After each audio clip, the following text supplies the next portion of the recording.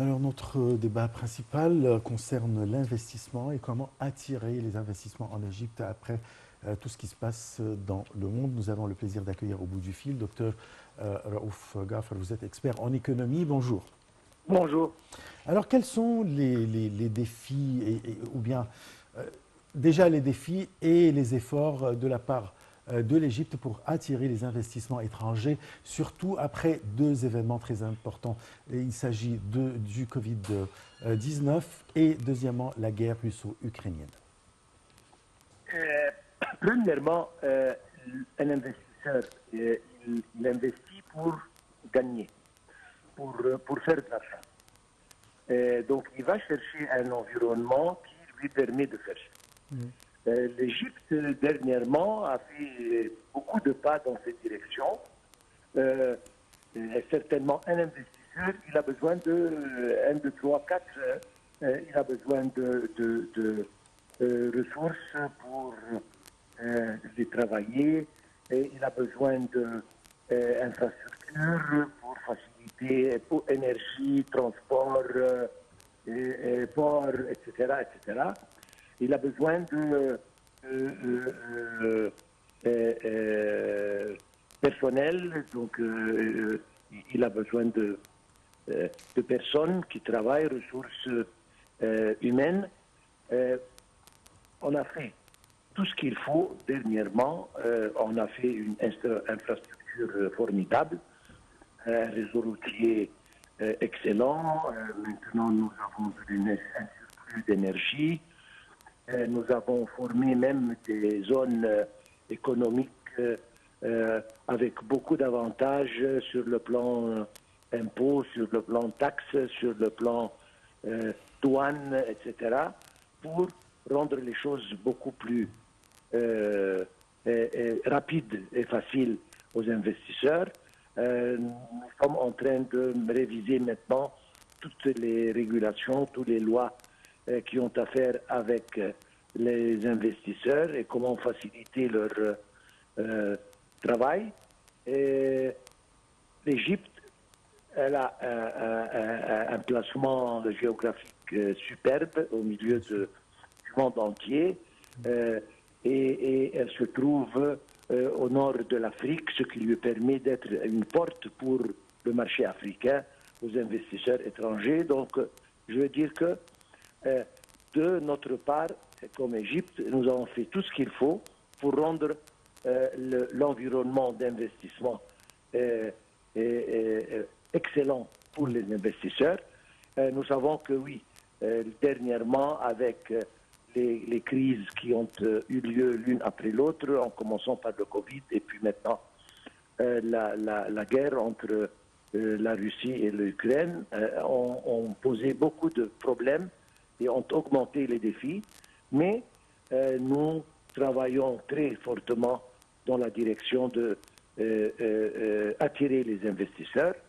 Et comme nous voyons tous, les zones économiques ici et là ont attiré beaucoup d'investisseurs, particulièrement de l'Asie. Nous avons des investisseurs de la Chine, de la Russie, de l'Europe, etc.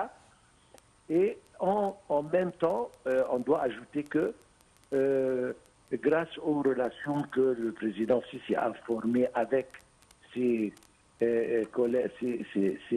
homologues dans beaucoup de pays, nous avons des relations excellentes avec beaucoup de pays européens et nous allons voir un démarrage assez grand sur le plan investissement très très prochainement.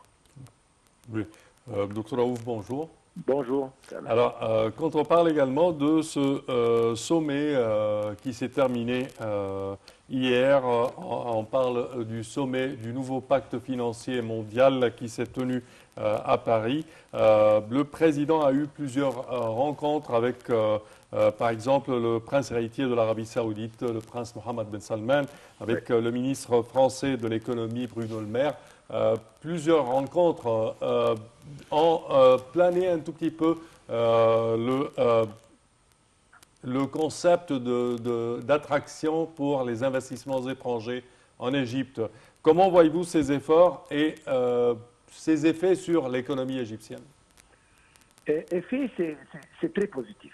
Un investisseur, c'est-à-dire une valeur ajoutée à l'économie égyptienne. Un point, c'est tout. Et les relations personnelles que notre président a avec la plupart des chefs d'État partout dans le monde, Oui. encore une fois, c'est une valeur ajoutée à l'Égypte.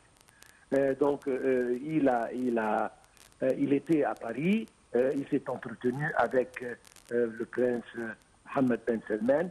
Ils ont parlé des relations bilatérales et comment nous savons que l'Arabie saoudite investit beaucoup en Égypte.